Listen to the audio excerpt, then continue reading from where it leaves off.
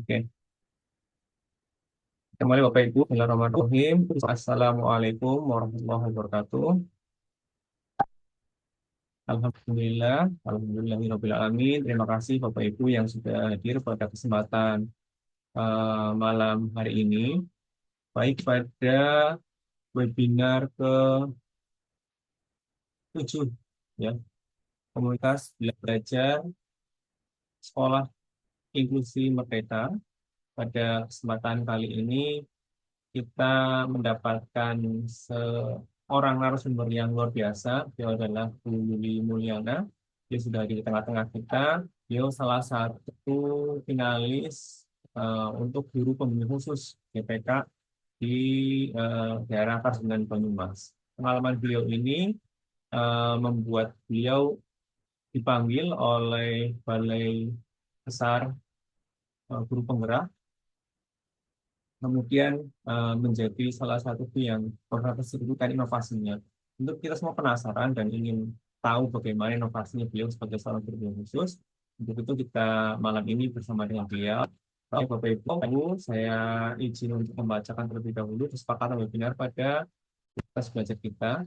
Yang pertama, webinar akan dilaksanakan dengan semangat kolaboratif, saling menghargai, dan akademis. Yang kedua, susunan acara akan kita mulai sebagai berikut. Yang pertama adalah pembukaan, yang kemudian dilanjutkan dengan mengumandangkan lagu Indonesia Raya. Yang ketiga adalah penyampaian teknis tata cara pengisian daftar hadir dan pengunduhan sertifikat. Berikutnya ada pembacaan CV pemateri yang dilanjutkan dengan materi inti dan tanya jawab, dan terakhir ditutup dengan penutup. Nantinya pemaparan akan dilaksanakan sekitar 60 menit dan disambung dengan 30 menit tanya jawab. Setelah itu akan digunakan untuk eh, teknis penyelesaian administrasi pada komunitas belajar ini. Baik Bapak Ibu, marilah sama-sama kita buka acara pada malam ini dengan bacaan basmalah bersama-sama. Bismillahirrahmanirrahim. Bismillahirrahmanirrahim. Setelah mengumandangkan lagu Indonesia Raya, kita akan putar. Bapak Ibu nanti tolong untuk bisa menyimak dan bisa mengikuti pemutaran lagu Indonesia dengan penuh hikmat. Ya, nanti dimohon untuk kita sama-sama untuk meningkatkan rasa nasionalisme dan cinta kita terhadap tanah air. Kita akan mengumandangkan lagu Indonesia Raya bersama-sama. Mulai.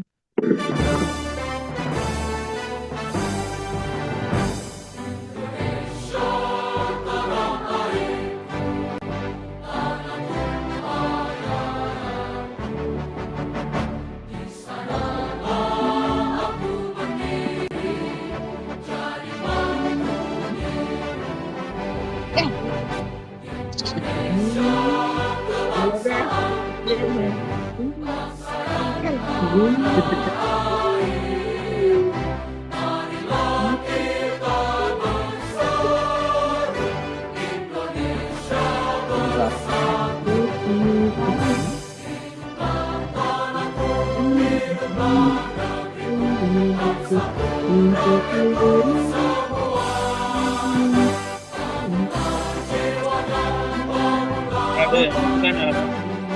Iya. Kan harus lagi.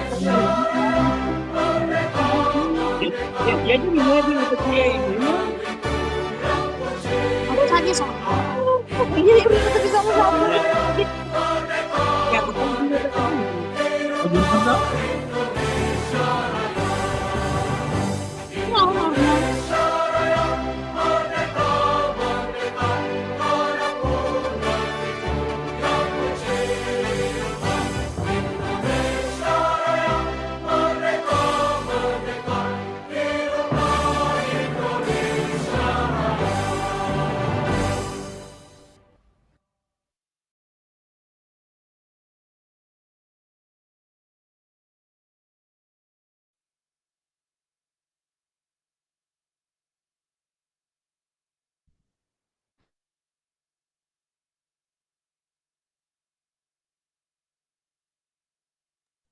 Maaf, kita lanjut pada tata cara teknis pengisian daftar hadir dan pengunduhan sertifikat.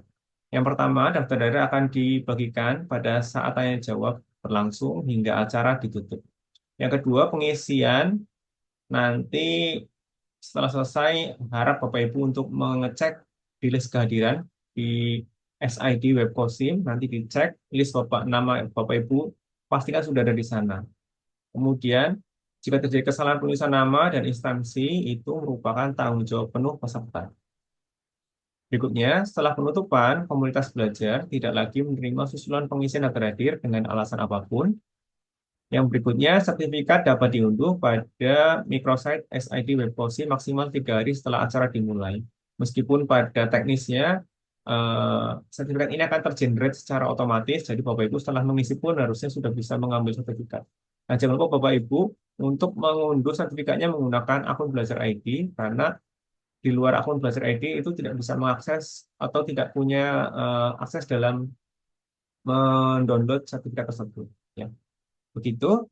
Baik, langsung saja. Berikutnya kita adalah acara inti, yaitu materi. Langsung saja pada Ibu narasumber, waktu dan tempat, kami persilahkan. Bismillahirrahmanirrahim. Assalamualaikum warahmatullahi wabarakatuh. Nih, apakah suara saya sudah dapat didengar dengan jelas nih, Bapak Ibu? Aman, Bu Yuli. Belum, nggih? Aman, sudah, sudah. Oh, aman-aman, nggih, sudah. Jelas, jelas. Oke, terima kasih, Ibu. Mohon izin share screen, nggih, Pak Yusron. Nggih. Sebelumnya, terima kasih atas kesempatan yang telah diberikan. Sebenarnya saya agak maju mundur begitu, mau menerima tawaran dari Kombel ini, karena saya lihat Kombelnya itu memang sudah luar biasa, nggih Bapak Ibu. Dan saya di sini bukan berarti saya lebih begitu, namun saya hanya ingin berbagi apa yang telah saya lakukan. Mohon izin untuk share screen.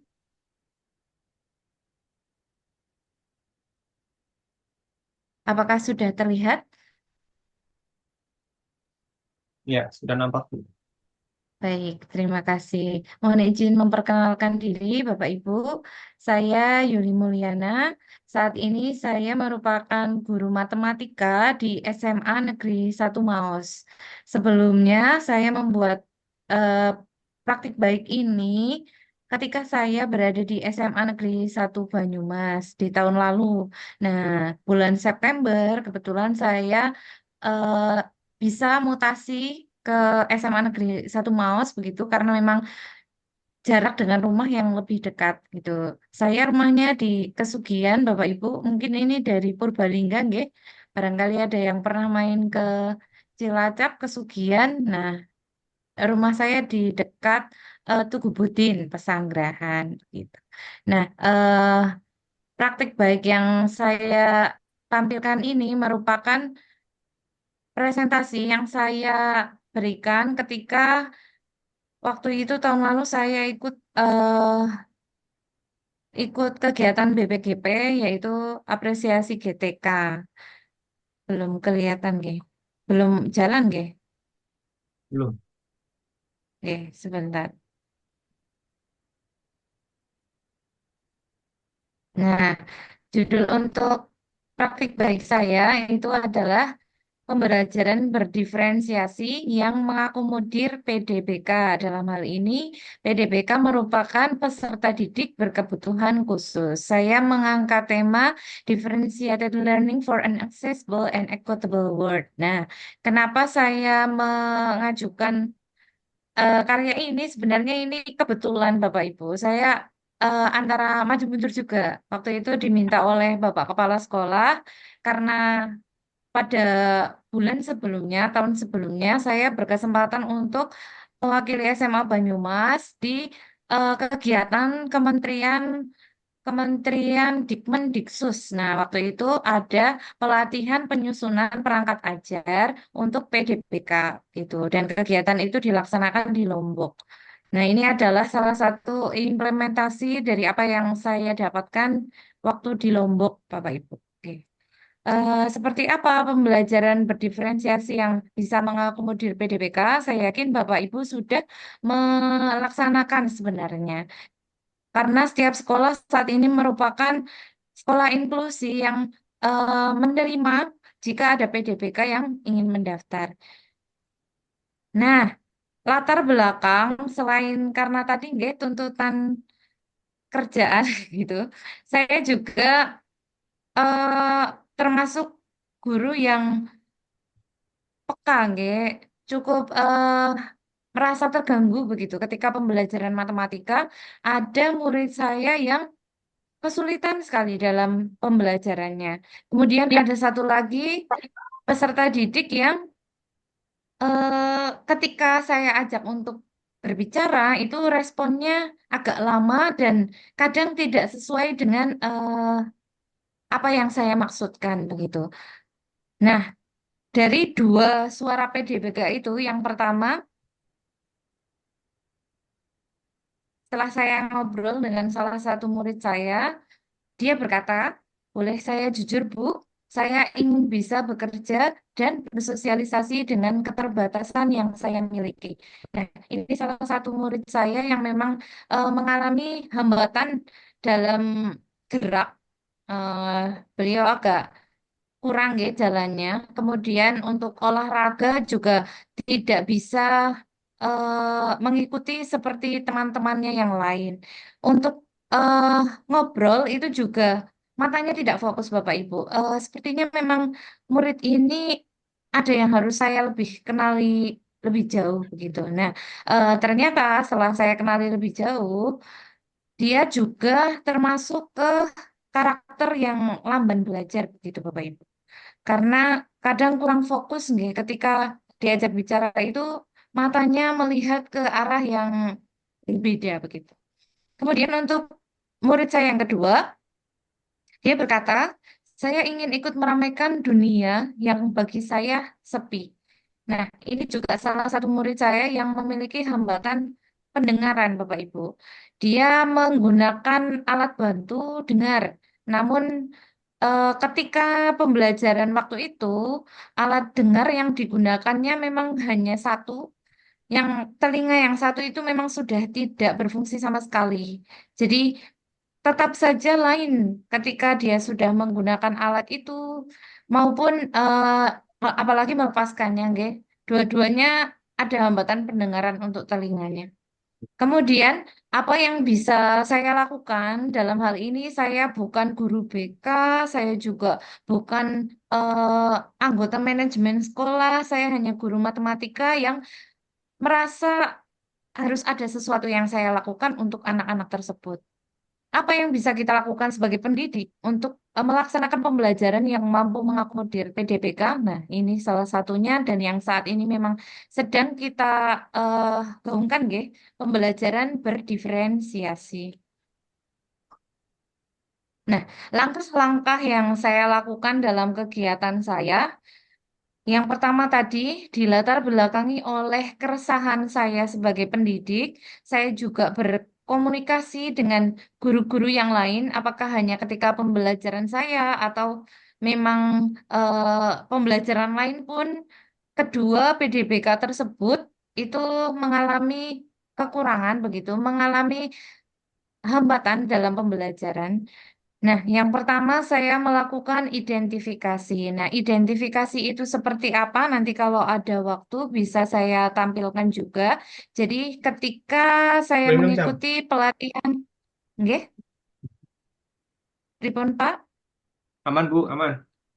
Oh, aman, nggih.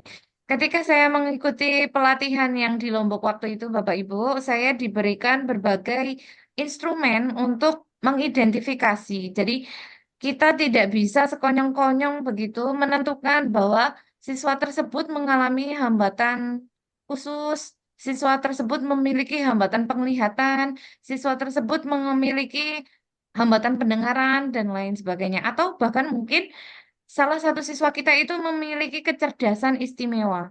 Itu juga termasuk PDBK, nih Bapak Ibu, yang kadang kita salah artikan bahwa PDBK itu hanya murid-murid yang mengalami kekurangan. yang memiliki hambatan tidak seperti teman-temannya yang lain. Namun PDBK itu juga mencakup murid-murid yang memiliki kecerdasan istimewa. Yang pertama identifikasi ini bisa dilakukan dengan berbagai cara ya nggih, Bapak Ibu. Namun akan lebih baik ketika kita menggunakan instrumen yang valid begitu. Yang kedua, nah ini dia, kita gunakan instrumen yang sudah ada, yang sudah dikembangkan oleh kementerian untuk mengidentifikasi kekurangan maupun hambatan yang dimiliki oleh peserta didik kita. Karena ada banyak sekali nanti, nggih, Bapak Ibu, jenis-jenis PDPK. Nah, kemudian identifikasi juga itu tadi, mohon maaf saya lupa menyampaikan, tidak hanya dari kita mungkin dari sebagai pendidik, bisa kita identifikasi melalui rekan kerja dari guru yang lain atau dari guru BK, wali kelas, bahkan mungkin ketika kita ingin mengidentifikasi lebih jauh lagi, kita bisa melakukan identifikasi terhadap latar belakang dari peserta didik tersebut.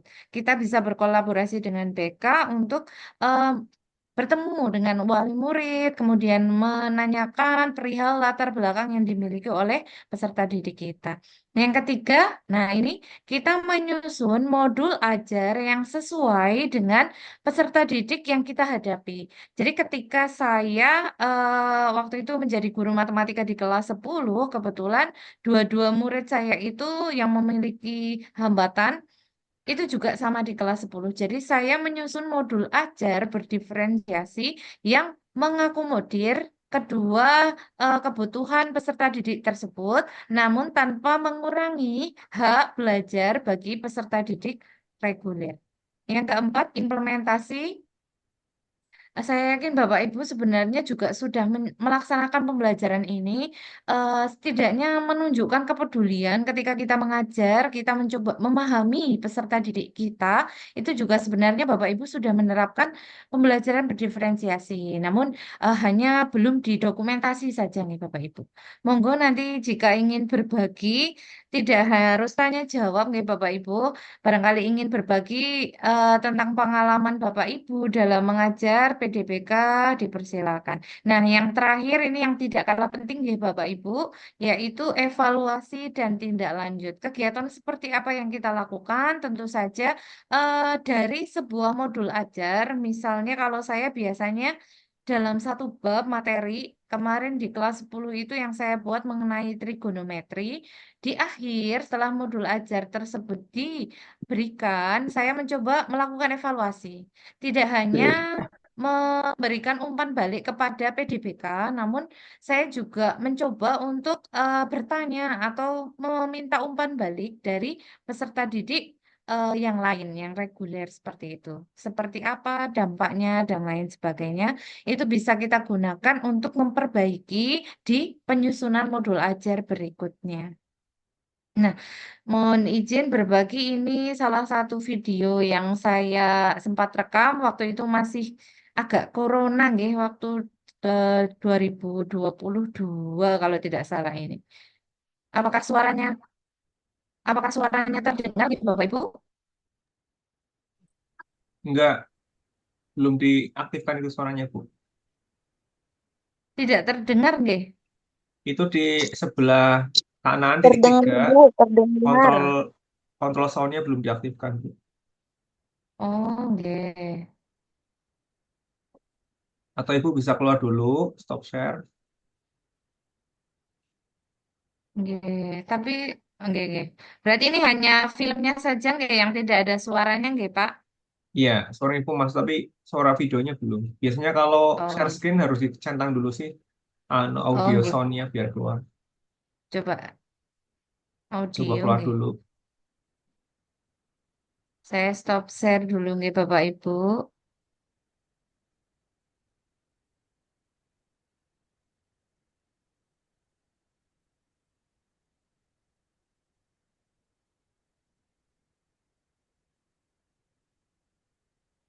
Sudah Pak yang itu Yang dicentang itu audionya. Sebelah kanan atas, audio. sound, share sound option, sebelah kanan atas. Nggih.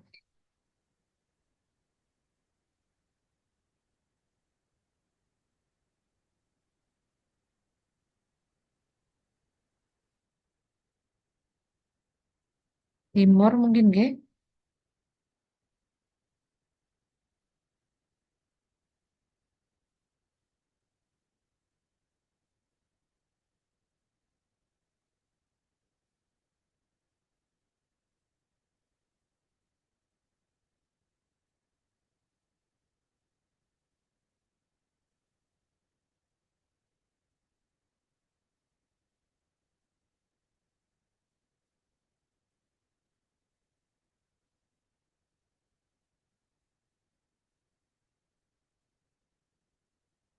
Nggih, nggak apa-apa. Coba sudah atau belum nih Pak? Kalau belum juga tidak masalah sih. Sudah ada keterangannya insya Allah di PowerPoint-nya begitu.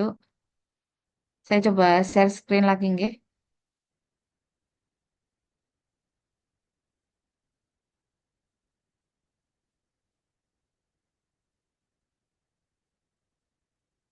Apakah sekarang sudah terlihat?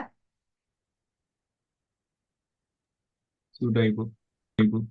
Coba saya Ya, sudah masuk terdengar Pak suaranya. suaranya? Suaranya udah Sudah keluar. terdengar? Oh, Sudah nggih. keluar suara. Saya ulangi dari awal lagi nggih, Bapak Ibu. Mohon izin. Buka masker ya. Assalamualaikum warahmatullahi wabarakatuh.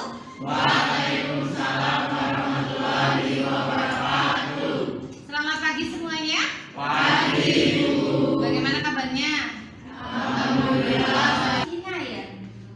Mbak Vina ya? Jelas nggak dari suara itu? Kamu boleh tukar tempat duduk dengan Mbak Ali. Baik, saya menyela sedikit. Jadi di peserta didik dengan hambatan pendengaran, saya coba memindahkan posisi duduknya. Sebenarnya dia sudah ada di depan, ya Bapak Ibu, tapi saya minta untuk berpindah ke pojok kanan begitu. Kenapa alasannya? Alasannya adalah agar siswa tersebut bisa berputar.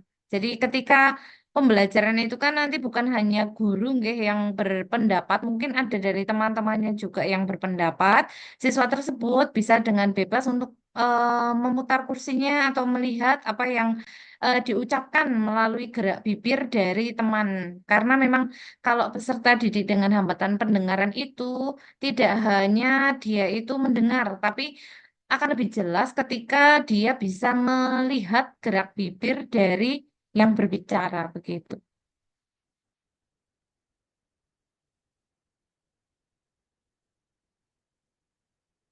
Bisa kamu lihat.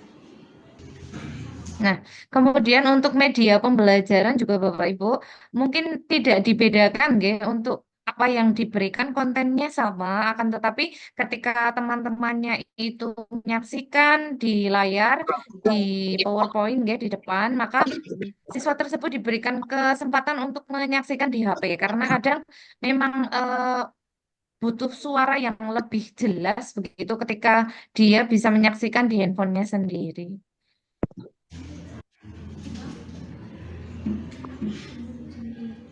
Sudah dikirim ya linknya ya, masih beberapa nanti kamu bisa melihat juga sama seperti yang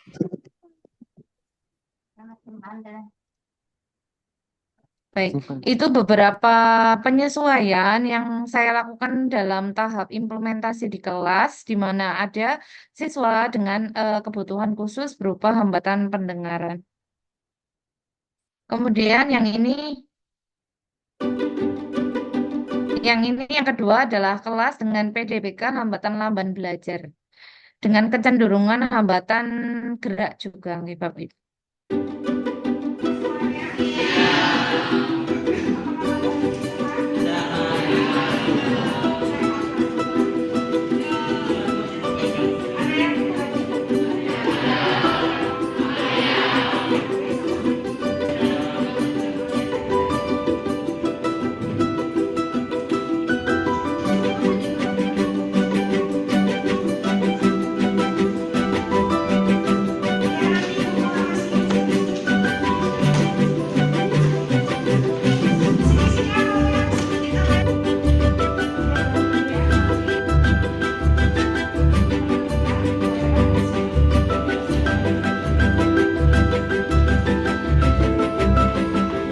Baik, untuk membangun kenyamanan juga, nggih, Bapak Ibu, peserta didik tersebut memang kadang sering berbicara sendiri juga, sering berteriak kadang, nggih. Terus kadang juga mungkin ingin bersosialisasi dengan temannya, namun temannya agak sulit juga untuk memahami. Nah, untuk implementasi di kelas, tentu saja untuk pengelompokan dan lain sebagainya, semuanya dikondisikan agar nyaman, gitu Bapak Ibu.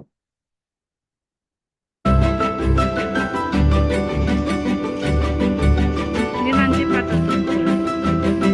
Nah, kalau untuk peserta didik dengan hambatan lamban belajar, itu untuk kontennya agak berbeda dengan peserta didik reguler pun dengan tujuan pembelajarannya pasti lain, evaluasinya pun nanti akan lain gitu. Jadi kita tidak bisa menyamakan untuk tujuannya mungkin bisa nggih, namun untuk pencapaiannya berbeda.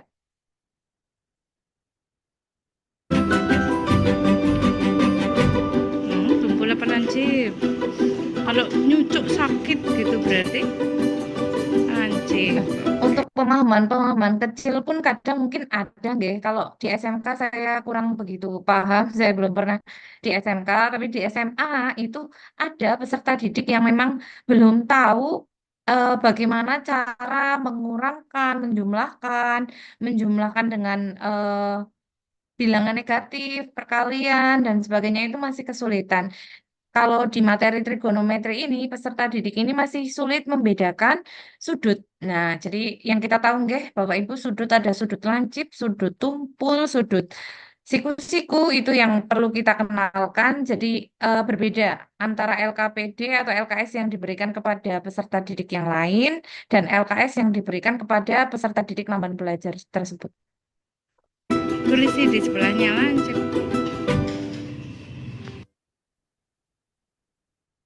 Oke, mungkin itu contoh implementasi di kelas dengan peserta didik lamban belajar. Nah, berikutnya masih yang sama. Nah, berikutnya ini refleksi yang saya lakukan terhadap salah satu peserta didik saya yang mengalami hambatan lamban belajar.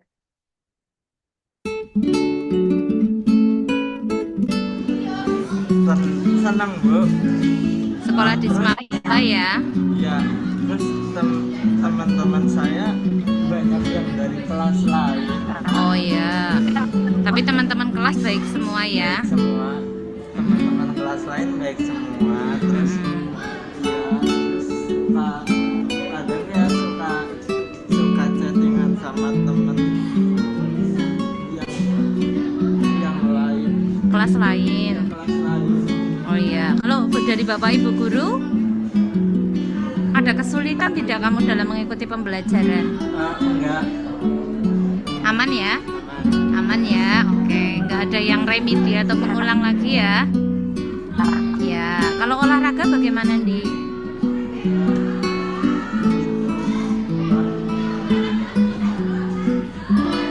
Ada beberapa yang tidak ikut ya. Ya. Tapi nggak apa-apa kan? Oke. Terus kira-kira kamu bisa meningkatkan kemampuanmu di mata pelajaran apa? Apa ya? Belum tahu sih. Belum tahu. Sementara ini ngikutin aja dulu ya.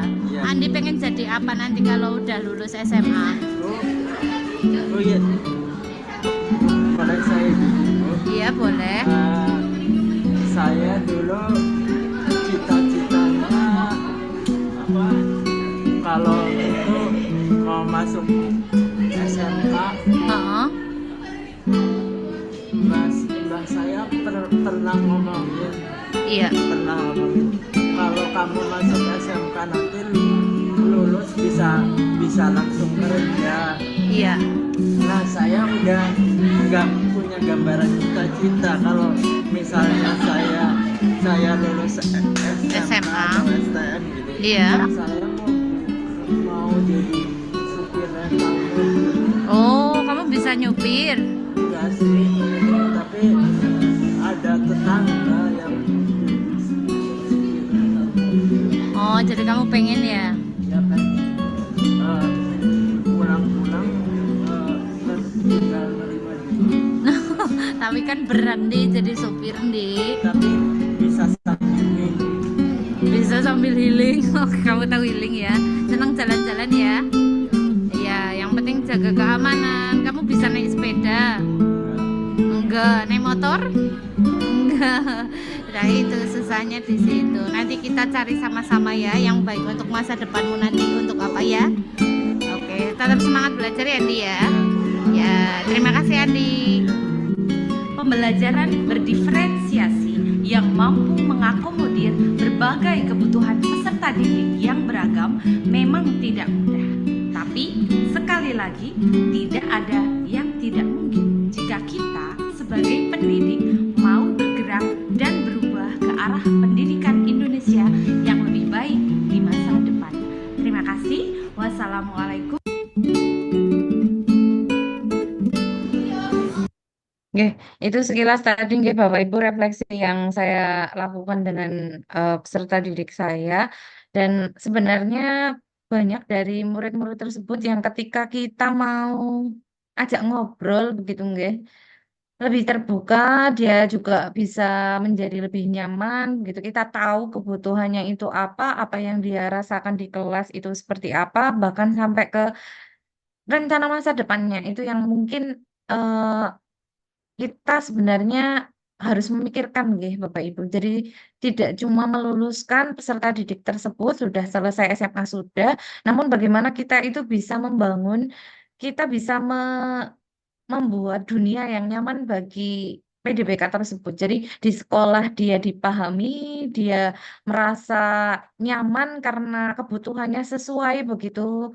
Dia juga bisa lulus dari sekolah dan mencapai mungkin cita-cita yang memang diinginkan oleh peserta didik kita. Nah, untuk sekolah inklusi sendiri, Bapak Ibu peserta webinar ini pasti sudah paham nggih bahwa di penyelenggaraan pendidikan inklusi itu diatur dalam Permendiknas nomor 70 tahun 2009 yang di sana memberikan kesempatan kepada semua peserta didik untuk mengenyam pendidikan dan pembelajaran pada umumnya meskipun memiliki kelainan atau bakat istimewa. Nah, apa yang dimaksud dengan pendidikan inklusi? Pendidikan inklusi adalah suatu sistem penyelenggaraan pendidikan yang terbuka bagi siapa saja dengan latar belakang berbeda, kondisi yang berbeda. Jadi, pendidikan inklusi ini bisa juga diperuntukkan bagi anak-anak yang memiliki kebutuhan khusus atau keterbatasan. Mungkin ini masih jadi perdebatan, nggih, Bapak Ibu. Dulu ketika awal-awal diterima lewat jalur zonasi kalau di SMA Bapak Ibu, memang ada kuota khusus untuk peserta penyandang disabilitas. Nah, itu termasuk malah sudah jelas sekali bahwa peserta yang masuk lewat jalur tersebut adalah peserta didik berkebutuhan khusus. Namun tidak menutup kemungkinan juga apabila ada peserta didik yang masuk lewat jalur zonasi maupun prestasi itu sebenarnya merupakan PDBK juga. Maka kita perlu menyaring dari awal nggih Bapak Ibu ketika kelas 10 di awal-awal itu mungkin salah satu fungsi dari asesmen diagnostik yang bisa dilakukan oleh guru pembimbing khusus atau guru BK mungkin itu bisa sekaligus memetakan siapa saja peserta didik berkebutuhan khusus yang ada di sekolah kita, kemudian kebutuhannya seperti apa. Nah, itu bisa dikoordinasikan dengan pendidik yang lain. Eh, Kemarin waktu awal-awal itu memang sempat jadi perdebatan nggih Bapak Ibu karena peserta didik saya yang memiliki hambatan lamban belajar tersebut sangat sulit untuk diajar begitu. Malah kadang teman-temannya itu yang merasa tidak nyaman dengan kehadirannya karena ya mungkin memang ya lain ya Bapak Ibu menurut kita itu mengganggu, tapi menurut mereka mungkin itu adalah salah satu cara mereka untuk bersosialisasi dengan teman-temannya begitu. Kemudian ada Bapak Ibu guru juga yang tidak sepakat begitu dengan adanya kebijakan sekolah inklusi. Jadi kebijakan zonasi, kebijakan sekolah inklusi itu pasti ada pro dan kontranya. Di bagian pendidik pun itu terbagi dari beberapa perdebatan, nggih. ini sepertinya ya tidak bisa di sini sih, harusnya di SLB begitu. Ada yang seperti itu. Jadi ada yang memang hanya mengajar ya sekenanya saja. Bahkan malah kadang tidak terlalu diperdulikan begitu. Jadi lebih fokus. Lah masa waktu itu ada salah satu pendidik yang berkata, lah masa kita fokus sama satu orang, 35 yang lainnya kita abaikan begitu. Maksud pembelajaran berdiferensiasi tentunya bukan seperti itu, nih Bapak Ibu.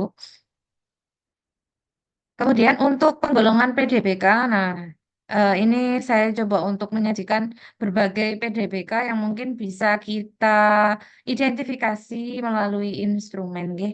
Yang pertama hambatan wicara, mungkin ada peserta didik Bapak Ibu yang eh, sangat kesulitan dalam menyampaikan pendapatnya ataupun terlampau diam, bukan hanya ketika pembelajaran, namun dengan teman-temannya begitu. Saya juga menemukan satu di sekolah yang baru tempat saya mutasi ini, namun belum sempat saya coba gali lagi. Yang kedua, tunalaras. Yang ketiga, hambatan penglihatan. Nah, ini yang cukup banyak ya Bapak Ibu. Sebenarnya untuk peserta didik kita yang mengalami mata minus, itu juga termasuk hambatan penglihatan loh Bapak Ibu. Kita bisa melaksanakan, mengimplementasikan pembelajaran di kelas yang mengakomodir kebutuhan peserta didik tersebut. Contohnya ketika kita melaksanakan sistem rolling tempat duduk, itu bisa kita perhatikan. Jadi untuk siswa-siswa yang memang tidak bisa melihat dari jauh, kalau di pembelajaran saya matematika itu kan tentunya ada waktunya saya menulis di papan tulis, menjelaskan melalui papan tulis maupun spidol begitu. Untuk yang memiliki hambatan penglihatan kan tentunya agak kesulitan jika dia duduk di belakang. Jadi ini bukan bukan terus mengistimewakan, bukan, tapi kita mengakomodir kebutuhan yang dimiliki oleh peserta didik kita. Untuk hambatan pendengaran ini juga sebenarnya bisa kita identifikasi Bapak Ibu. Untuk hambatan pendengaran itu biasanya dia juga diam, juga memiliki kesulitan dalam mengungkapkan pendapatnya juga. Apalagi yang memiliki hambatan pendengaran sejak lahir gitu. Itu akan cukup berbeda lah. Bagaimana cara dia untuk bicara, bagaimana cara dia untuk mengungkapkan pendapatnya. Lebih banyak diam, Bapak Ibu.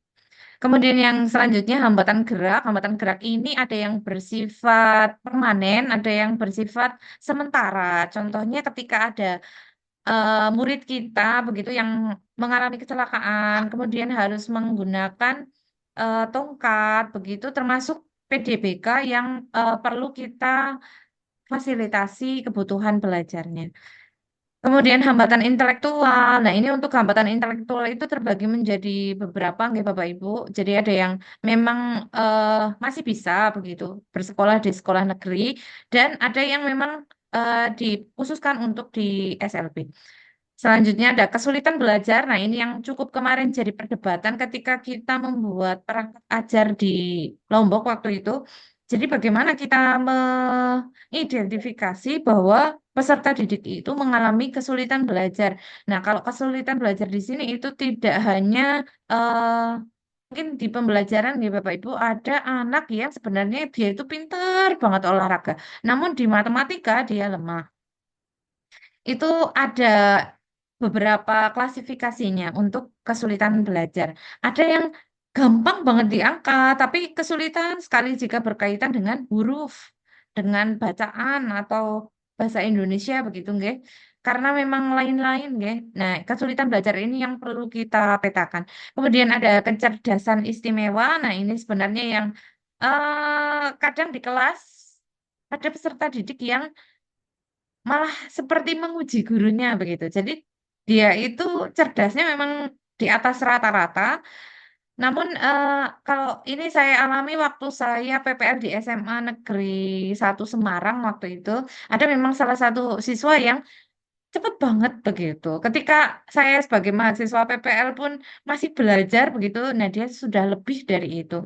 Nah, itu termasuk PDBK dengan kecerdasan istimewa. Bagaimana cara kita membuat modul ajar yang bisa mengakomodir kebutuhannya dia. Kalau kita biarkan itu kan nanti malah dia tidak bisa mengembangkan potensinya dengan optimal begitu. Ada autis dan yang terakhir lambat belajar. Nah, ini bedanya apa nanti dengan kesulitan belajar? Mari kita sama-sama belajar bersama.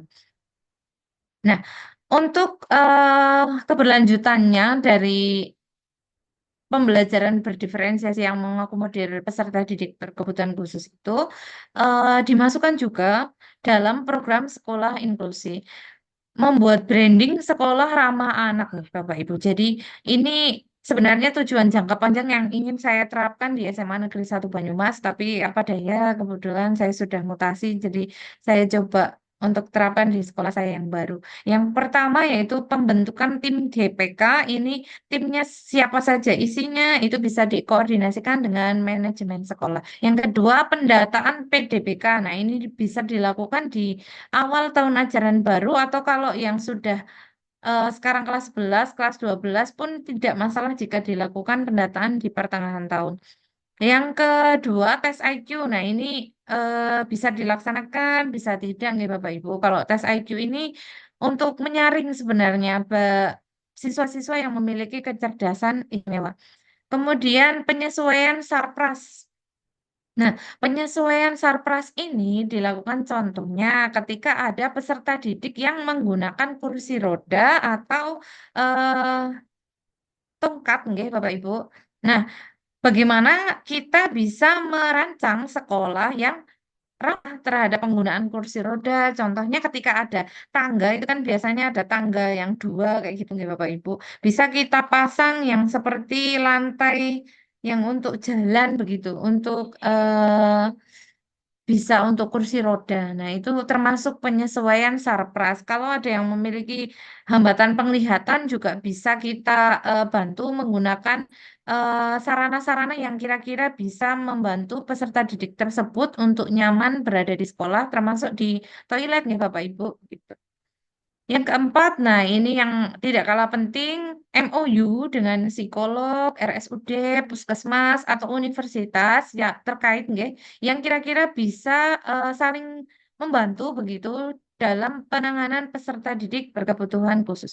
Yang terakhir, pendampingan PDPK. Jadi tidak hanya sampai ketika peserta didik itu selesai didata, namun bagaimana kita mengawal sampai peserta didik tersebut bisa lulus dan bisa melanjutkan ke jenjang yang lebih tinggi maupun mencapai cita-cita yang diimpikan. Nah, ini terakhir dari saya nih Bapak Ibu. Setiap individu itu istimewa dengan kelebihannya masing-masing. Karena kekurangan itu sebenarnya mungkin kadang merupakan kelebihan. Semoga kita saat ini yang sedang berada di webinar ini bisa menjadi pendidik yang mengajar dengan hati dan mau berubah, bergerak, berusaha mendidik peserta didik kita sesuai dengan kodrat dan perkembangannya. Setiap keberhasilan tidak diukur dari keberhasilan orang lain, namun dari bagaimana hari kemarin, hari ini, dan hari esok itu selalu lebih baik dari yang sebelumnya. Termasuk untuk anak-anak didik kita, peserta didik berkebutuhan khusus. Dunia yang indah akan tercipta jika kita mampu saling memahami.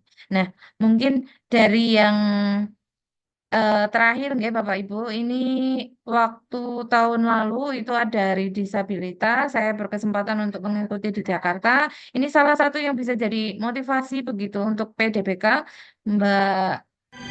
Mari kita lihat. Ada yang kenal?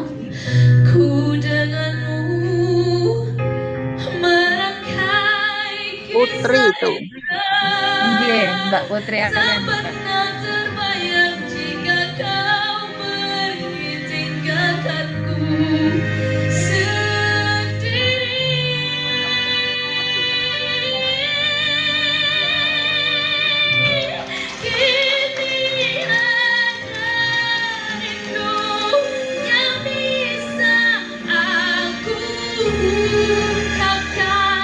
Penyesalan yang belum sempat tersampaikan.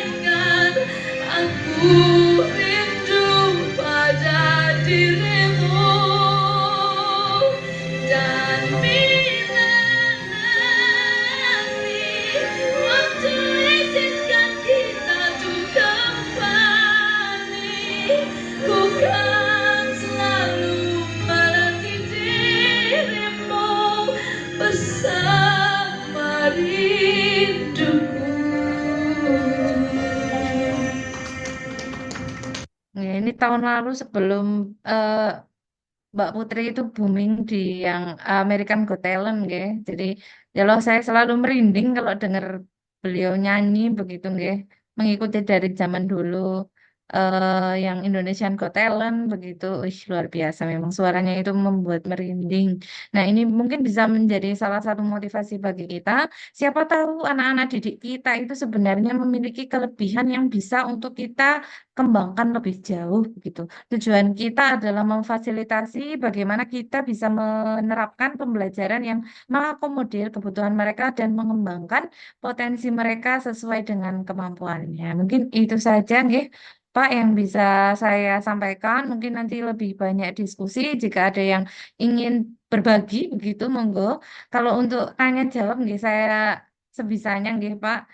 Silakan monggo saya serahkan kembali waktunya kepada Pak Yusron, nggih. Terima kasih Pak Yusron. Saya akhiri sekian. Wassalamualaikum warahmatullahi wabarakatuh. Waalaikumsalam warahmatullahi wabarakatuh. Tepuk tangan dulu buat Ibu pemateri kita, Ibu Yuli. Terima kasih atas inspirasi, atas pengalaman yang dibagikan. Saya yakin praktek baik yang sudah dilaksanakan, kemudian pengalaman yang beliau dapatkan, baik di Lombok ataupun di Jakarta, atau di tempat-tempat lainnya, pasti memberikan sebuah insight atau pengetahuan yang baru dan kemudian bisa menjadi pencerahan buat rekan-rekan semua. Bagi Bapak Ibu yang ingin bertanya, silakan kami berikan kesempatan, silakan raise hand, kemudian open cam biar kami tahu bahwa Bapak Ibu sudah di depan laptop ataupun handphonenya masing-masing. Yang pertama ada Pak Eko Julianto Wibowo. Kami persilakan untuk open cam dan langsung bertanya kepada pemateri. Silakan.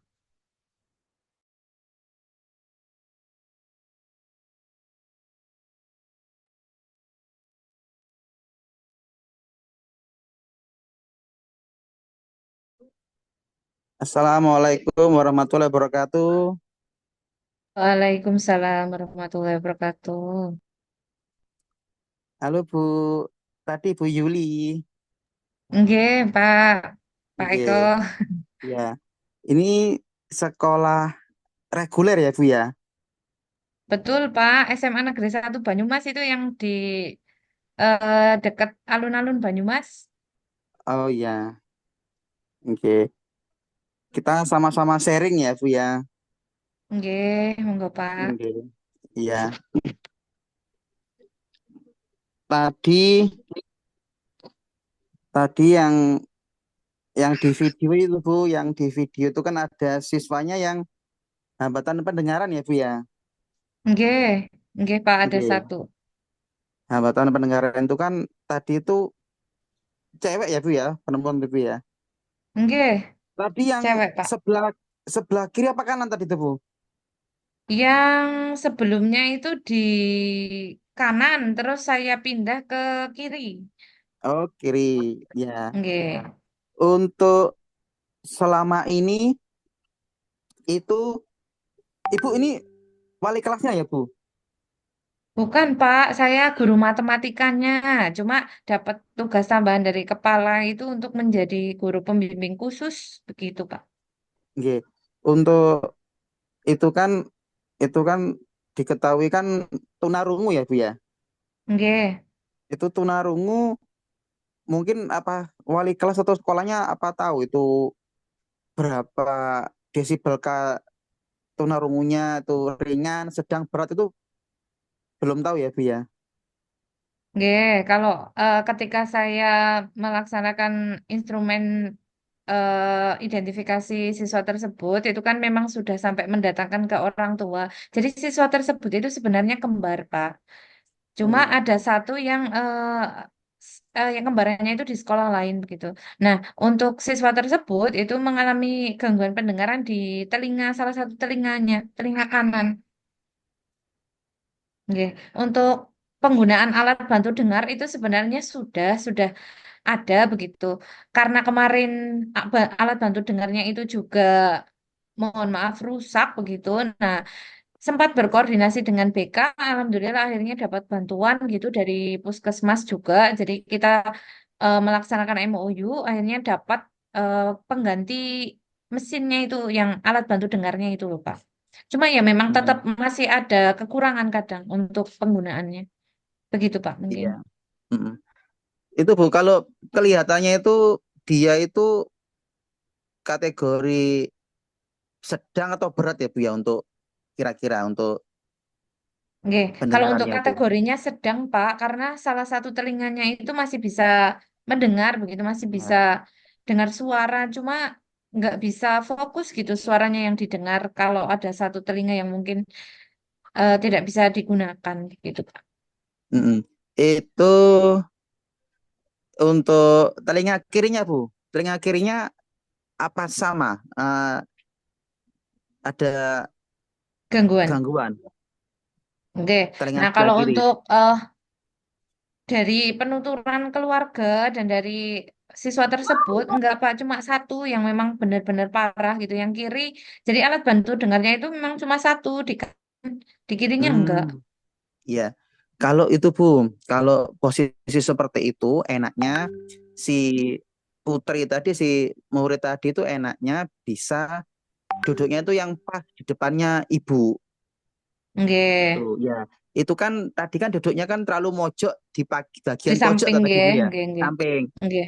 Mungkin usul dari saya nanti anak itu nanti di tengah-tengah Bu, meja tengah depan.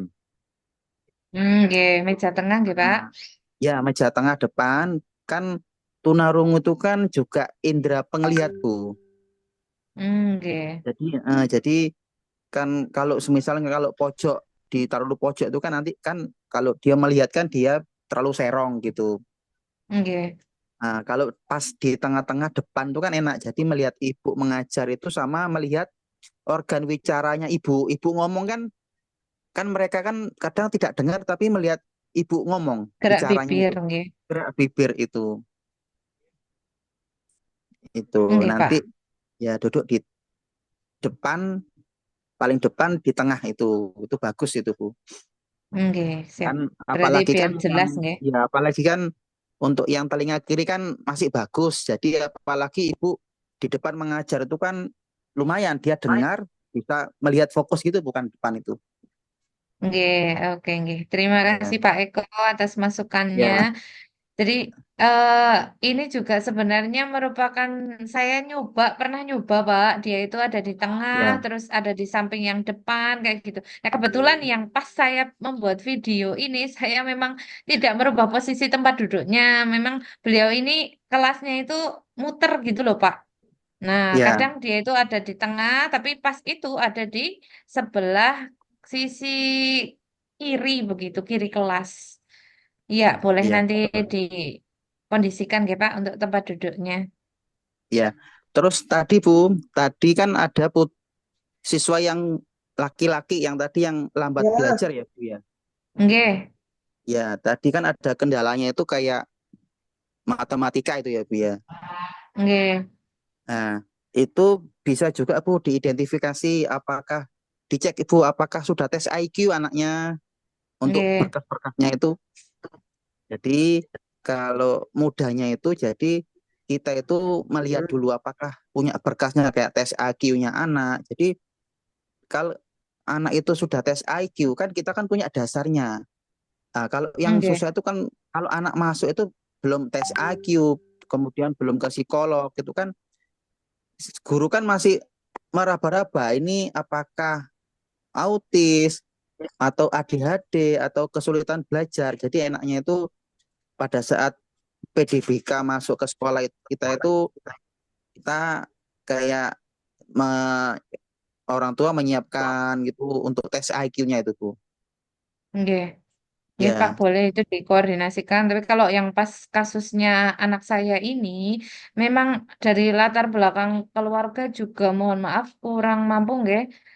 iya, iya, Beliau iya. ini dia itu dirawat oleh kakek neneknya yang memang sudah sepuh sekali dan kebetulan kakaknya Oh, juga mengalami hambatan untuk ke sekolah begitu. Jadi eh, kompleks Pak ya, ya. memang yang kasusnya siswa ini. Dan untuk tes IQ itu memang sebenarnya mau dilakukan oleh sekolah, cuma tidak jadi begitu karena memang ada ketidaksetujuan dari orang tua begitu, dari orang tua beliau. Nah, siswa ini sebenarnya juga lulusan dari SMP negeri, Pak. Jadi kami pun berkoordinasi dengan SMP tempat siswa tersebut berasal begitu. Dan dari sekolah pun memang menyampaikan hal yang sama begitu. Apalagi di awal-awal dulu itu kan memang masih sekolah inklusi itu masih, alah yang penting bocah lulus kayak gitu. Nah, tapi kalau udah masuk ke sekarang-sekarang ini kan sudah mulai ini nggih aware dengan kebutuhan-kebutuhan mereka gitu. Jadi memang bisa digali sampai ke latar belakangnya sih, Pak. Gitu, Pak. Mungkin, Pak. Oh, Terima ya kasih, Bu. Pak Eko. Hmm. Ya, terus itu Bu, untuk tadi itu di kelasnya Ibu ini sat- satu kelas ada berapa ABK Bu? Satu kelasnya itu. Kalau dari hasil identifikasi itu satu kelas ada satu, jadi dua PDBK itu di dua kelas yang berbeda, Pak. Tidak berada dalam satu kelas. Jadi di satu Oh, kelas itu hanya ada satu hambatan pendengaran dan satu itu tadi yang lamban belajar. betul. Oh, berarti satu kelas satu ABK ya Bu ya? Nggih. Itu ada GPK-nya Bu, GPK-nya. Nah, GPK-nya kebetulan saya itu Pak, cuma yang GPK-GPK-nan itu belum yang benar-benar tahu dari awalnya harus seperti apa, Iya, seperti itu. Saya belajar dari berbagai sumber. Nggih. betul. Untuk itu Bu, untuk sekolahnya SMA-nya Ibu ini untuk membuka inklusi itu sudah berapa tahun Bu? Dari berarti sekarang siswanya itu malah sekarang udah lulus Pak kayaknya Pak. Jadi dari 2000 saya kebetulan juga masuknya baru di SMA Banyumas itu di 2021 saya baru masuk ke situ dan kebetulan langsung ketemu dengan siswa tersebut, Pak. Jadi kalau Oh, yang pas dapat. sebelum-sebelumnya itu memang ya ada tapi nggak tidak eh, bukan tidak diurus sih nggih, tidak diperhatikan sampai detail begitu. Betul. Oh, berarti sedikit gitu ya, berarti Bu ya. Nggih, Itu Bu, kalau biasa Ibu ini kan guru mapel matematika ya Bu ya. betul, Pak. Kalau guru mapel, jadi idealnya Bu, idealnya itu GPK itu bukan Ibu. Nggih. Nah, GPK itu ada guru tersendiri. Hmm, Nah, jadi nggih, Pak. nanti Bu di dalam kelas itu Ibu fokus mengajar, Ibu itu mengajar bukan mendampingi anak. Jadi Ibu itu fokus mengajarnya mapelnya Ibu ada guru GPK sendiri. Sudah. Idealnya begitu nggih, Pak. Nah, itu idealnya ya Bu ya, itu idealnya. Jadi Nggih. itu idealnya. Jadi kalau yang namanya GPK itu guru pendamping kelas. Jadi ada guru tersendiri biasanya itu GPK itu Bu ya keliling Bu, ada yang model keliling. Jadi GPK itu keliling di kelas-kelas. Jadi mendampingi anak ini keliling ke sini. Kalau anak itu terkondisi.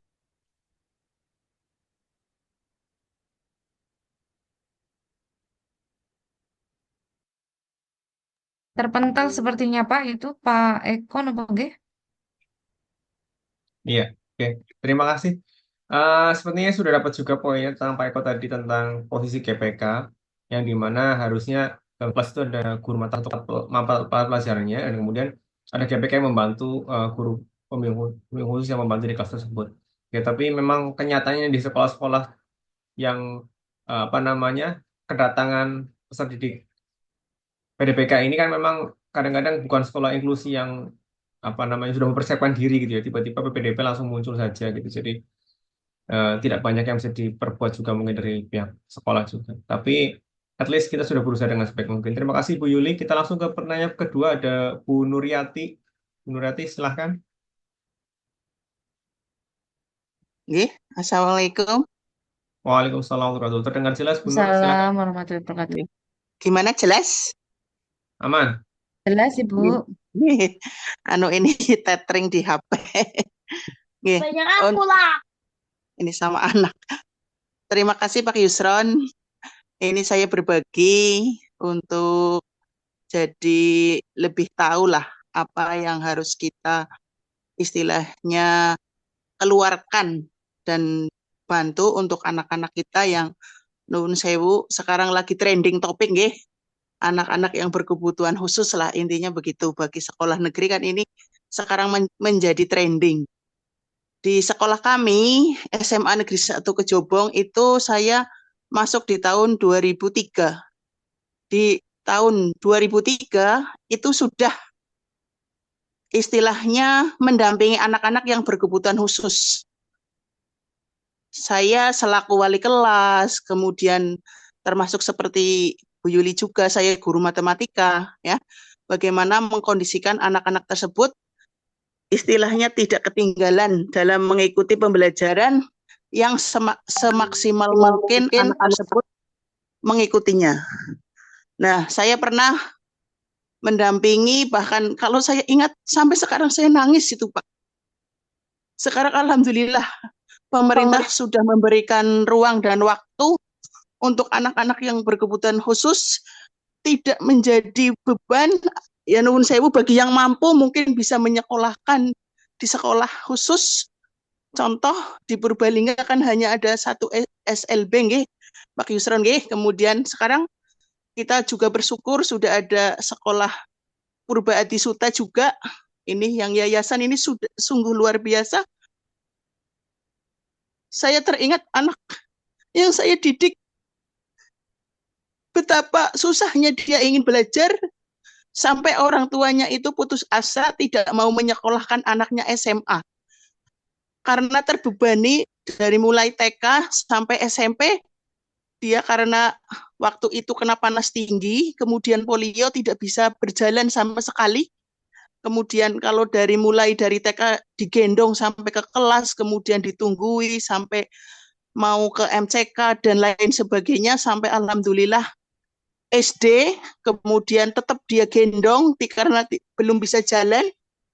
Kemudian dia juga berusaha untuk berkolaborasi dengan Rumah Sakit Umum Purbalingga, waktu itu mendapat bantuan gratis untuk pendampingan kesehatannya, untuk diberi dukungan untuk geraknya. Kemudian alhamdulillah sampai SMP pun juga itu difasilitasi oleh sekolah negeri, notabene karena ketidakmampuannya. Nah, dari situlah karena mungkin orang tua merasa lelah, letih, tapi anaknya,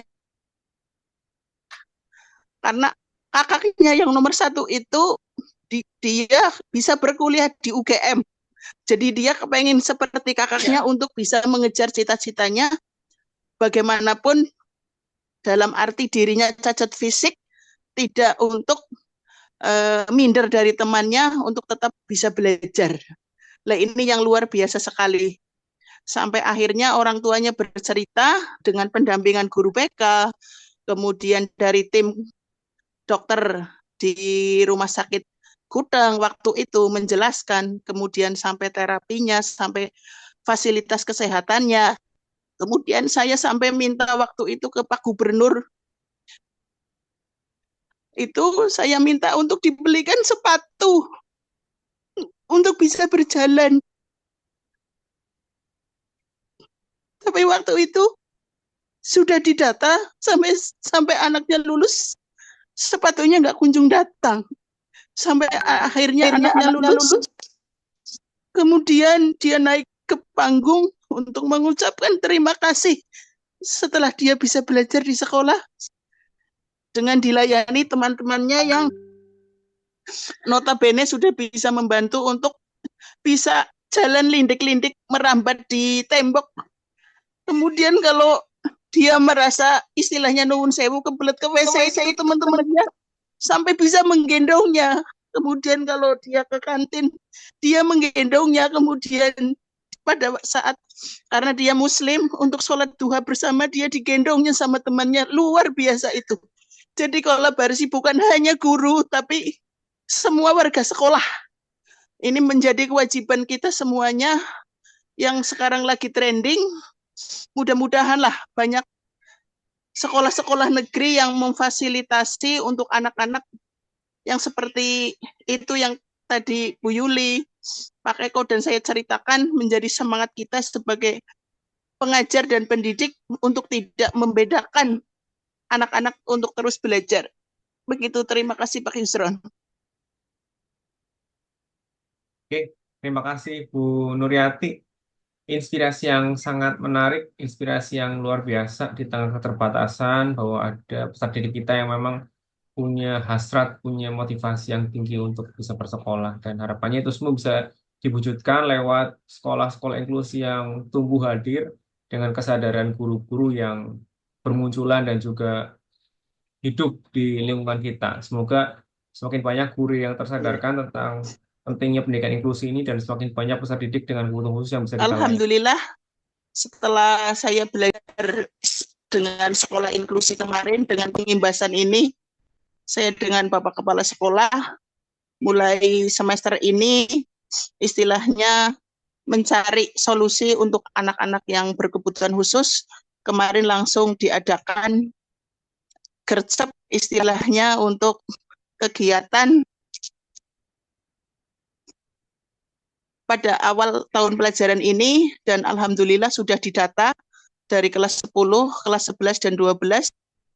Alhamdulillah anak-anak yang memang harus dibantu sudah terfasilitasi, sudah semua guru bisa memahami keadaan untuk pembimbingannya, dan alhamdulillah saya temukan yang luar biasa sekali yang sekarang kelas 10 itu yang difabel malah atlet renang.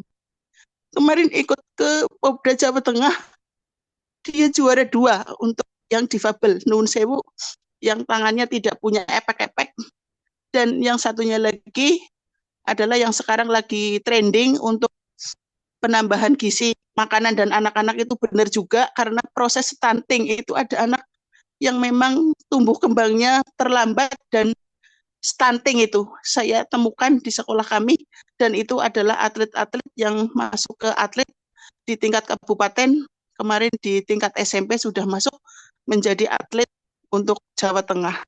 Itu luar biasa sekali. Lah mohon untuk semuanya saja yang bergabung lah, baik di sekolah negeri maupun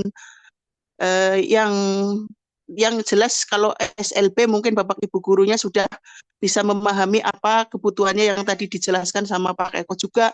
Sementara kita yang di sekolah negeri belajar bersama. Ya istilahnya kalau di SLB, kalau di Purbalingga hanya 1, dan di Purbadi Suta ini memang ada pendampingan guru di kelas. Sementara di negeri-negeri kan memang belum terbentuk. Nah mudah-mudahan lah ya istilahnya seluruh bersinergi, berkomitmen, intinya membantu anak itu untuk mengejar cita-citanya untuk belajar tanpa dia dikucilkan dengan kekurangan-kekurangannya, tapi malah justru itu menjadi keistimewaan dari pemberian Allah Subhanahu wa Ta'ala. Terima kasih Pak Yusra. Ya, terima kasih. Mungkin Bu Yuli ingin menanggapi, Bu. Baik, Ibu Nuryati, nggih. Aduh, saya juga jadi mandan merinding begitu dengar ceritanya. Memang yang seperti kekurangan itu sebenarnya ada kelebihan yang bisa digali, nggih. Pasti ada begitu. Nah, kita sebagai pendidik, nggih, jangan tugas kita lah, bukan hanya kita ke anak-anak, tapi ke sesama pendidik begitu. Sama-sama, ayolah saling berangkulan, saling bergandengan tangan, kita bantu bagaimana siswa-siswa itu bisa berkembang sesuai dengan potensinya begitu, nggih. Itu yang perlu sekali kita ciptakan dunia yang tidak memandang kekurangan sebagai kekurangan, namun kekurangan sebagai kelebihan, begitu, nggih, Ibu. Mungkin itu Pak dari saya, Pak. Monggo Pak Yusron. Ya, terima kasih. Bapak Ibu, masih ada yang ingin didiskusikan? Bapak Ibu, silakan. Bisa open mic.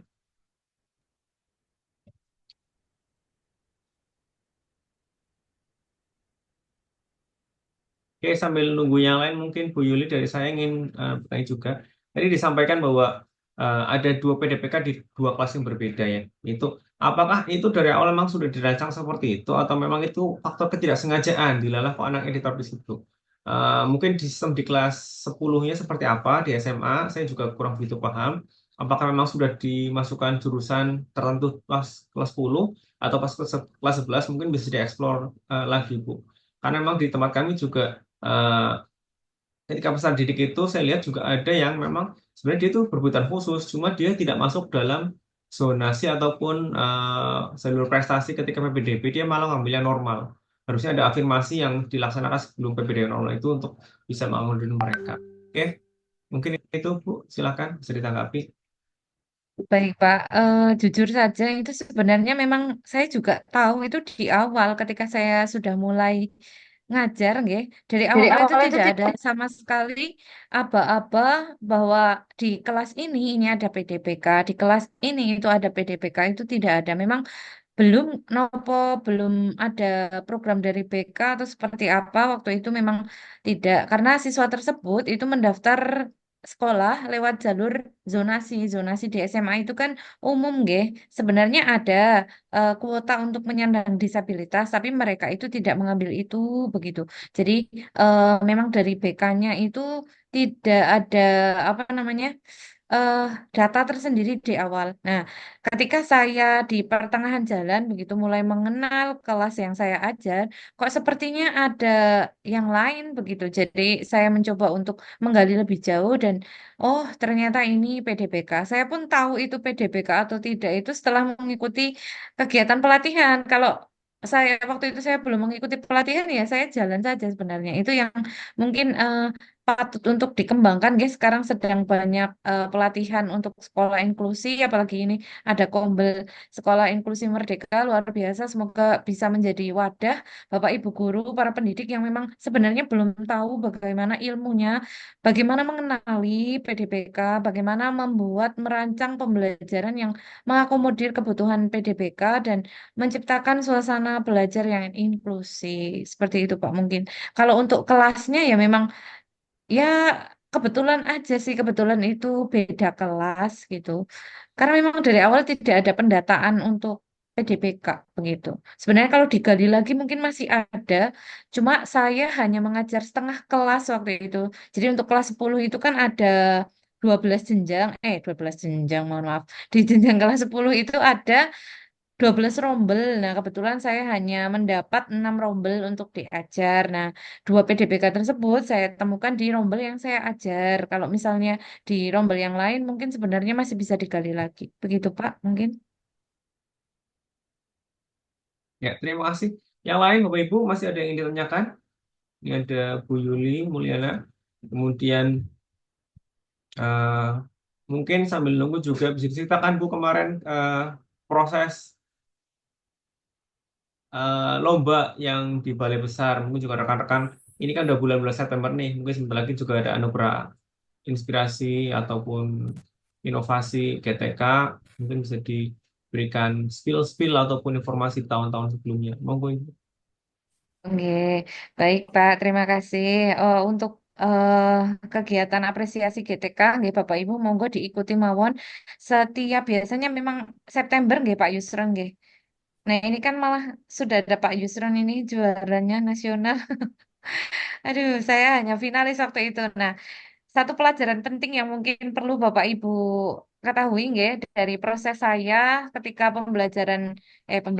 ketika kegiatan apresiasi ketika tersebut adalah saya daftarnya dadak banget waktu itu. Jadi sebelum penutupan, hari sebelumnya itu Pak Kepala minta untuk iya daftar. Oh baiklah Pak, daftar. Aduh, ini apa saja yang harus dikumpulkan. Nah kan saya membaca juga cuma sekilas begitu. Aturannya, video yang harus dikumpulkan, linknya di YouTube itu berapa menit begitu. Nah, ketika saya terpanggil waktu itu di Solo, itu dari juri, waktu itu presentasinya dilakukan di 3 juri. Terus saya presentasi kepada 3 juri tersebut.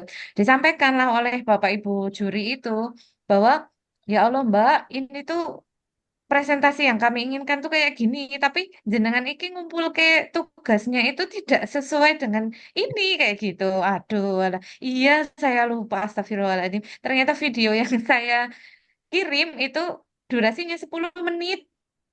Padahal waktu itu batasannya 7 menit, napa nggih Pak Yusran nggih? Nah, terus eh, lembarannya yang apa namanya? Laporannya nggih. Laporannya itu juga belum sesuai dengan yang dari sana begitu. Jadi kemarin nilainya itu saya ngobrol sama juri itu ya memang langsung gugur karena sebenarnya jenengan ini tidak sesuai dengan aturan begitu. Mungkin karena waktu itu GPK yang daftar cuma sedikit, jadi saya ikut terpanggil. Dilalah itu kayaknya sih, karena GPK waktu itu cuma 8 yang dipanggil, padahal untuk kategori yang lain itu 10. Nah, saya mikirnya sih itu, sebenarnya saya ini nggak lolos dari awal gitu. Cuma karena yang daftar itu di jalur GPK itu tidak banyak, jadi saya terpanggil juga. Karena sudah disampaikan oleh Bapak Ibu juri Juri bahwa bahwa sebenarnya yang dicari dari guru pembimbing khusus ya kegiatan seperti ini yang memang ya guru mapel pun bisa begitu. Cuma yang dilakukan sekolah itu apa itu apa harus itu? sudah jelas. Nah, yang di presentasi sudah ada tapi di laporannya tidak ada. Mungkin pembelajaran untuk Bapak Ibu yang ingin mendaftar di selanjutnya nggih, dibaca kembali baik-baik aturannya kalau bisa ya jangan mepet-mepet hari H pengumpulan gitu. Kemarin kalau nggak salah itu diperpanjang nopo nggih? Nah, Iya, saya ikut biasa. yang perpanjangan itu. Nah, lain kali mungkin itu pembelajaran yang benar-benar saya ingat gitu. Pokoknya kalau ada ikut apa-apa itu yang totalitas dibaca sampai akhir. Kalau videonya itu disuruh 7 menit, ya 7 menit. Jangan dikirim yang 10 menit karena akan langsung eh ter tidak lolos inilah, tidak lolos administrasi begitu. Begitu Pak. Terima kasih Pak Yusron. Ya, terima kasih. Ada Bu Marlia Oktaria dari SD2 Indralaya sudah menunggu di sana. Monggo Bu Marlia, kami persilahkan. Ya, Assalamualaikum warahmatullahi wabarakatuh. Salam. Waalaikumsalam warahmatullahi wabarakatuh. Ya, perkenalkan saya Marlia, Bu. Saya dari SDN 2 Indralaya, itu Kabupaten Ogan Ilir dari Sumatera Selatan. Jauh. Waduh, luar Jawa Bu, jauh Bu. Iya, Bu, ini saya sebenarnya mau cerita sedikit dan juga mohon bantuan sharing ilmunya juga. Saya kebenaran mengajar di kelas 5 SD dan kebenaran juga di kelas saya itu ada satu orang anak yang sulit komunikasi. Dalam hal ini sulit komunikasinya itu seperti kalau kita ajak ngobrol itu hanya angguk, hanya geleng gitu aja. Tapi kalau saya tanya dengan tetangga atau keluarga, itu ternyata si anak bisa diajak komunikasi kalau di rumah. Artinya Hmm. saya ngerasa hanya di sekolah dia merasa tidak bisa berkomunikasi dengan teman-temannya maupun dengan saya guru kelasnya. Eh, karena saya minim pengalaman, eh, jadi saya juga kadang bingung untuk eh, pola belajar di kelas juga kadang saya bingung untuk menghadapi anak yang seperti ini gitu. Mohon share ilmunya Bu Yuli, itu aja. Ya, Terima terima kasih kasih. Bu. Oh, ya, Bu Yuli silakan bisa ditanggapi. Ini namun sebelum ditanggapi, ini di chatbox juga ada yang minta instrumennya, Bu. Jadi Bu Yuli nanti bisa kirim ke saya. Nanti saya eh, broadcast di grup Telegram kita di Sekolah Informasi Merdeka untuk identifikasi jenis-jenis PDPK yang ada pada siswa. Karena mungkin beragam jenisnya dan ini semua nanti perlu diidentifikasi secara teliti dan detail biar nanti kita bisa mengklasifikasikan atau mengidentifikasi dengan secara tepat dan akurat. Monggo untuk pertanyaan Bu Marlia, silakan bisa dijawab. Baik, terima kasih Pak. Terima kasih Bu Marlia atas pertanyaannya. Nah, untuk siswa SD nggih Bu? Ya, Nggih.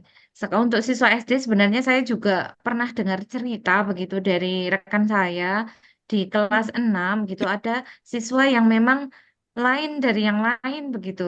Belum bisa membaca dengan lancar, terus untuk diskusi maupun presentasi apalagi nggih, sekedar ngobrol itu pun kadang sulit begitu, tidak nyambung komunikasinya.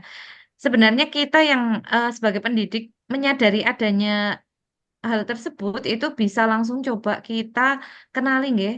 Nah, Bu Marlia tadi sudah melakukan menggali latar belakang dari siswa tersebut, menanyakan kepada keluarganya, temannya. Oh, ternyata di luar dia bisa berkomunikasi dengan baik. Nah, mungkin langkah yang harus Bu Marlia lakukan begitu nggih. Terus didekati Ibu. Mungkin siswanya itu masih belum menemukan kenyamanan untuk menunjukkan dirinya begitu. Jadi Mm-mm. untuk siswa tersebut itu bisa kita lakukan identifikasi dengan instrumen-instrumen tentunya. Tapi ketika dari identifikasi awal dari keluarga itu kok ternyata dia sebenarnya juga bisa kok komunikasi begitu. Kita jangan dulu digolongkan sebagai PDPK. Mungkin kita perlu pendekatan lain khusus untuk siswa tersebut, nih, Ibu Bu Marlia. Mungkin kita lihat ke teman dekatnya. Nah, kayak gimana sih harusnya membuat siswa tersebut nyaman untuk ngobrol begitu. Kadang kan memang ya seperti kita lah. Kelihatannya kalau di depan umum itu pendiam ini kayaknya orangnya pendiam, tapi begitu kita sudah kenal dengan orang tersebut yaitu lah ternyata eh, banyak Mm-mm. bicara begitu nggih, Ibu. Coba eh, dikenali lebih jauh lagi. Terima kasih Tapi Bu ini, Marlia sudah tapi gini Bu, maaf ya. nggak Si apa-apa. anak ini memang kalau komunikasinya memang nggak seperti kita biasa. Bisa komunikasi itu hanya orang tua mungkin yang bisa paham seperti itu Bu Oh, nggih. komunikasinya. Dan teman-teman yang di pun hanya satu, itu pun karena dekat rumah dia. Mm-mm. Jadi komunikasinya hanya mau, misalnya kan dikata mau gitu. Mau. Nggak ada komunikasi yang kayak anak-anak pada umumnya gitu Oke. kan. Tapi kalau untuk Gitu. penugasan bagaimana Ibu? Penugasan yang bukan dengan bicara, maksudnya ketika tertulis begitu dia sudah bisa membaca, menulis. Kalau tertulis itu Bu, terus terang aja dia hanya bisa tulis huruf R aja gitu. Oh alah. Aduh, Iya, itu jadi berarti memang kita kita ajarin dan kita tuntun pun tangannya, nah kita ajarin menulis, itu responnya kurang. Sedangkan menurut saya sih, saya juga seharusnya butuh bantuan dari pihak keluarga sebenarnya. Oke. Nah, seandainya kalau pihak keluarga juga kurang support Bu ya, untuk anak-anak spesial ini gimana menurut Ibu? Saya Oke. Itu tugas kita gitu. untuk tidak berhenti berusaha, nggih, Bu. Memang sekarang kurikulumnya kan kita tidak bisa menunda begitu anak untuk naik kelas. Hmm. Berarti kan siswa tersebut memang harus naik ke kelas 6 gitu nantinya. Namun Mm-mm. mungkin kalau tadi memang kami kesulitan dalam belajar itu memang sebenarnya butuh kita gali. Kita bisa mengajak anak tersebut untuk ke psikolog mungkin ada nggak Bu ya yang dekat dengan puskesmas itu yang bisa diajak untuk Oh, komunikasi begitu terkait dengan adanya siswa di SD-nya Ibu iya. di puskesmas atau Kalau di puskesmas di sini kayaknya belum ada Bu ya. Rata-rata belum deh? di rumah sakit yang udah tipe tipe tipe B mungkin ya, tipe tipe C Hmm. udah ada, tapi itu pun di kota. Kebetulan kita ini Aduh. kan di desa, kemudian juga rata-rata orang tua di sini juga kebanyakan kurang mampu Bu gitu. Memang Nggih, kita nggih, nggih. sepertinya ada yang pakai BPJS juga, namun kayaknya tidak semua menggunakan BPJS juga. Mungkin ada yang tidak bayar seperti itu, Bu. Nggih, nggih. Oh, Jadi nggih, nggih. Kondisinya agak ini prihatin sebenarnya, di tapi desa nggih, Bu, eh, nggih, nggih. sebenarnya. Walah. Jadi saya mungkin sharing di sini, minta ilmu dari Ibu atau ada tips-tips biar saat di kelas itu kan kadang kita butuh waktu untuk fokus ke satu anak tadi, Bu. Nggih, Butuh betul. waktu betul. Walau kita kan nggak bisa terburu-buru, sedangkan anak-anak yang lain itu sudah sibuk dengan Lari. yang lainnya. Nggih.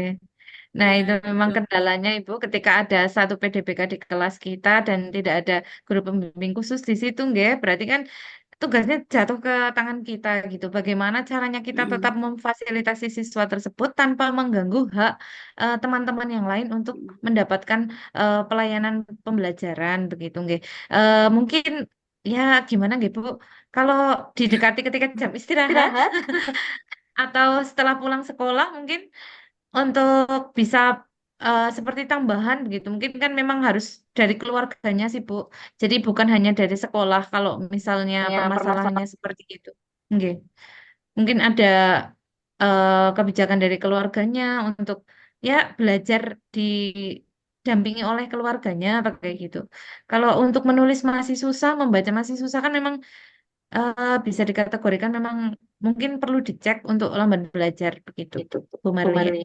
Ya, Semangat harapan Ibu. harapan saya juga seperti itu, Bu. Nggih, ya saya doakan Ya, semoga nanti terima ada kasih ya Bu. Ya, komunikasi dengan keluarga. Nggih, Bu. Semangat nggih, Bu. iya, terima kasih ya Bu. Nggih.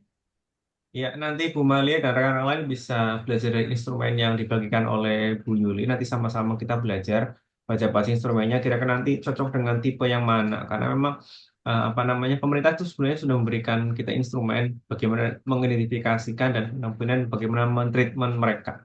Jadi nanti sama-sama kita belajar dari instrumen tersebut dan kemudian kita eh, diskusi bagaimana cara untuk menyelesaikan ataupun menanggapi hal tersebut. Bu Marlia dan rekan-rekan yang lain. Jadi di Kombel Sekolah Inklusi Merdeka itu sebenarnya punya dua tipe apa namanya webinar ya. Webinar yang diadakan di seri yang ganjil ini adalah untuk GPK, guru bimbing khusus. Jadi yang ganjil ini seri 7, nanti 9, 11 itu nanti kita carikan teman-teman dari GPK. Kemudian di seri-seri yang genap itu nanti akan diisi oleh teman-teman dari SLB. Jadi mungkin kalau Bu Marlia pengen tahu dan pengen apa namanya banyak diskusi tentang ini tipe yang mana, kemudian bagaimana treatmentnya, mungkin rekan-rekan SLB lebih banyak paham. Tapi kalau Bu Marlia dan rekan-rekan lain pengen tahu bagaimana sih menangani kelas, nah itu GPK mungkin lebih paham gitu, karena di sekolah yang normal tapi ada teman-teman yang inklusif. Kalau teman-teman yang di SLB, dia memang di sana SLB semua, jadi dia tidak tahu bagaimana, mungkin lebih paham teman-teman yang GPK terkait dengan bagaimana treatment anak-anak berkebutuhan khusus di tengah-tengah anak-anak yang normal. Jadi nanti Bapak Ibu bisa ikut saja webinar-webinar dari Sekolah Inklusi Merdeka yang ganjil nanti diisi oleh teman-teman GPK, kemudian yang genap nanti diisi teman-teman SLB. Harapannya dua pengetahuan ini nanti bisa berkolaborasi dan menjadikan kita menjadi orang yang punya banyak pewahan. Bagaimana mencari anak dengan tipe tertentu dan bagaimana kita menangani bukan cuma anak tapi juga keluarga tadi, keluarga lingkungan, kita harus bisa tahu itu semua. Mungkin itu Bu Yuli yang bisa kita apa namanya lakukan di webinar kali ini. Terima kasih atas waktunya, karena ini juga sudah jam 9 malam. Terima kasih atas waktunya, Bu Yuli. Terima kasih atas ilmunya, dan semoga nanti bermanfaat. Sama-sama, Pak. Ya, Nggih. kami nantikan nanti apa namanya share-sharean informasi, ilmu ataupun dokumen yang bisa dibagikan kepada anggota Kombel ini. Dan kemudian eh, kalau tidak ada yang bertanya, marilah sama-sama kita tutup acara pada kesempatan malam hari ini dengan bacaan hamdalah bersama. Alhamdulillahirrahmanirrahim. Terima kasih. Kurang lebihnya kami mohon maaf. Saya Yusron Mubarak sebagai moderator dan ada Bu Yuli sebagai pemateri. Kami mohon maaf jika ada kesalahan. Akhirul kalam. Wassalamualaikum warahmatullahi wabarakatuh. Waalaikumsalam. Waalaikumsalam Waalaikumsalam warahmatullahi warahmatullahi wabarakatuh. wabarakatuh. Waalaikumsalam warahmatullahi wabarakatuh. Terima kasih Pak Bu.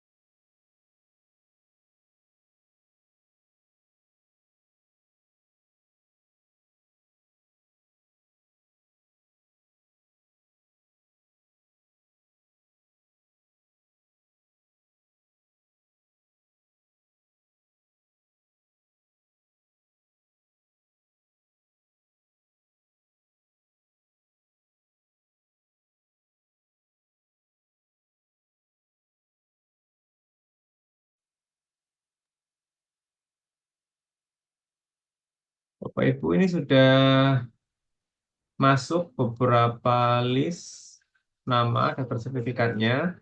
Pastikan Bapak Ibu sudah ada di sini namanya. Kemudian kalau sudah nanti bisa diambil di kolom L ini, match dokumennya bisa diunduh dengan catatan menggunakan akun Belajar ID.